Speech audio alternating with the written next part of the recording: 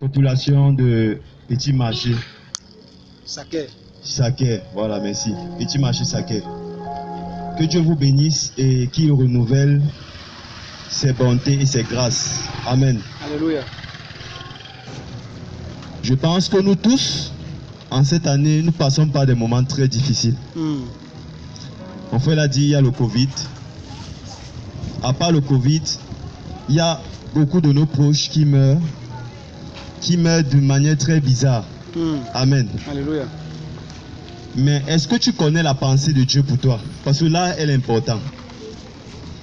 Est-ce que tu connais ce que Dieu attend de toi?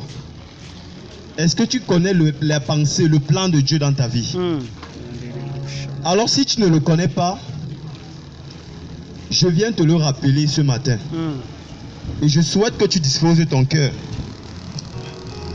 Parce que ce que j'ai à te dire, ou ce que Dieu a à te dire ce matin, à travers ma bouche, est la chose la plus importante de ta vie. Yes. Est la chose qui va décider de ton avenir.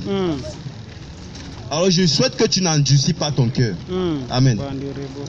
Je veux commencer par ce passage de 2 Chroniques, le chapitre 7, à partir du verset 16. Je crois 15 ou 16. Il est écrit: si mon peuple, je vais le lire, amen, je ne le maîtrise pas, mais je vais le lire.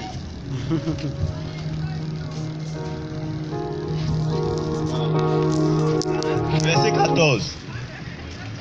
Si mon peuple, celui qui porte mon nom s'humilie, prie et me cherche, et s'il renonce à ses mauvaises voies, je l'écouterai du haut du ciel, je lui pardonnerai son péché et je guérirai son pays. Yes. Amen. Amen. Je lis ce passage pourquoi? Parce que Dieu veut te pardonner ce matin. Amen. Dieu veut te restaurer ce matin. Je suis venu t'apporter la bonne nouvelle. C'est que Christ est mort sur la croix. Pour que ce verset s'applique dans sa vie, Yes. dans ta vie, dans notre vie. C'est-à-dire, si tu reconnais tes transgressions, si tu reconnais ton péché, si tu reconnais que tu t'es éloigné de Dieu, alors il sera bon, fidèle et juste. Il va te pardonner et il va te restaurer. Amen. Et je le dis encore, c'est la chose la plus importante de notre vie parce qu'il décide de notre avenir. Et j'aime dire souvent aux gens, ça n'a jamais dépendu de ce que nous avons ou de ce que nous pouvons donner à Dieu, car nous ne pouvons rien donner à Dieu. Mais tout cela a dépendu de l'amour que Dieu a manifesté envers toi. Yes. Mon frère, ma soeur, regardons le monde autour de nous. Je l'ai dit, nous perdons des proches, des maladies bizarres. Nous vivons des choses extraordinaires. Pourquoi? Parce que nous n'avons pas Christ. Nous n'avons pas Jésus. Ou alors peut-être d'autres ignorent que Jésus est mort sur la croix pour qu'ils sortent de leur situation. Amen. Mais je suis venu te dire ce matin que Jésus t'aime. Yes. Et qu'il est venu t'apporter la bonne nouvelle. Toi qui avais le fardeau. Amen. Alors n'endurcis pas ton cœur ce matin. La deuxième des choses que je voulais dire, c'est te poser une question. Où ira ton âme? Où ira ton âme? Où ira ton âme après la mort? Si tu décèdes aujourd'hui, ce que je ne souhaite pas, ce que Dieu ne souhaite pas avant que tu ne le connaisses. Mais où ira ton âme? Parce qu'il est écrit, on ne peut pas s'asseoir sur la table de Dieu et sur la table de Satan. Ça veut dire que si tu es sur la table de Dieu, tu suis Dieu. Si tu es sur la table de Satan, tu suis Satan. Mais laisse-moi te dire que ceux qui suivent, qui s'asseyent sur la table des méchants n'iront pas au ciel. Mais je te rappelle, Dieu dans ta vie. Ce n'est pas le désir de Dieu dans ta vie. Parce que Dieu dit qu'il a des projets de bonheur pour toi. Yes. Et le premier ou le plus grand projet de Dieu dans ta vie, c'est la vie éternelle. Amen. Mais est-ce que tu es préparé pour cela? Est-ce que tu fais encore des mauvaises choses? Est-ce que tu vis encore une vie d'impudicité, de fornication, de masturbation, de pornographie? Est-ce que tu dribbles encore avec Dieu? Est-ce que tu joues encore avec Dieu?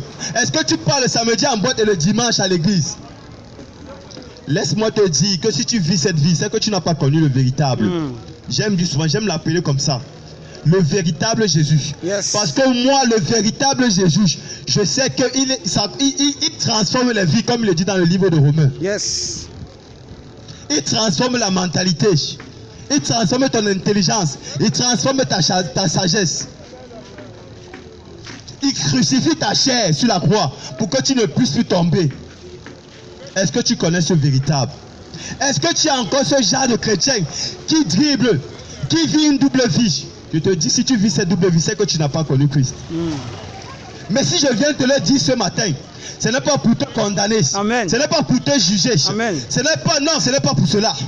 Mais c'est pour que tu donnes ta vie à Christ parce que c'est son désir. Yes.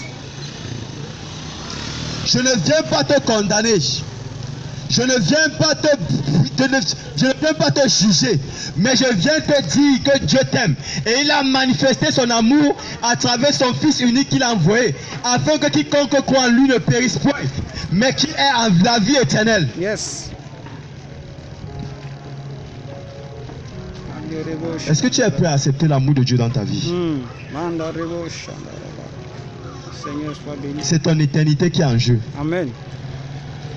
Je dis c'est ton éternité qui est en jeu.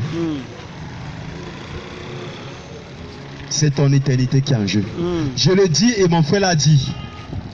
Nous avons toujours, ou nous croyons toujours, que c'est les diplômes ou les titres à l'église qui nous sauvent. Mais il y a des pasteurs qui font des mauvaises choses. Mais iront-ils au ciel? Je ne pense pas. Juste pour dire que ton titre ne va pas t'amener au ciel. Amen. Ou encore si tu agis selon les principes du monde, ou encore tes principes intellectuels, ou ta sagesse, et que tu n'as pas Jésus, tu n'iras pas au ciel. Yes. Alors n'endurcis pas le cœur. Écoutez, Dieu nous a tellement aimés. Dieu nous a tellement aimés. Tellement. Je ne sais pas qui dans ce monde, je ne sais pas qui dans ce monde peut donner son fils en sacrifice. Nous étions condamnés. Nous étions déjà jugés. Nous étions dans la bouffe. Nous n'étions rien. Nous étions malmenés. Nous étions enchaînés. Mais l'amour de Dieu, manifesté à travers son Fils, est venu nous délivrer. Et Dieu veut que cela soit manifesté dans ta vie. Alors toi qui m'écoutes ce matin, je suis venu te donner la bonne nouvelle encore. Christ est mort sur la croix pour toi. Christ est mort sur la croix pour que ces chaînes soient brisées. Christ est mort sur la croix pour que tu ne sois plus condamné. Yes. Christ est mort sur la croix pour que tu ne sois plus jugé. Christ est mort sur la croix pour que la fornication, l'impudicité, la masturbation et toutes ces mauvaises choses qui détruisaient, qui minaient ta vie tombent aujourd'hui. Amen. Christ est venu pour que tu aies le Saint-Esprit. Christ est venu pour que tu savoures ces moments de bonheur qu'il a promis dans sa Bible. Christ est venu t'apporter la joie. Christ est venu pour que tu sois son ami. Christ est venu rétablir la relation que tu as avec Dieu. Christ est venu pour être ton docteur. Christ est venu pour être ton enseignant. Christ est venu pour être ton meilleur ami, ton époux. Et Christ est venu pour te dire qu'il a prévu un lieu céleste pour toi. Amen. Et que tout ce qu'il te demande en ce matin, en cet après-midi, c'est que tu l'ouvres ton cœur afin qu'il puisse entrer et que vous puissiez faire un.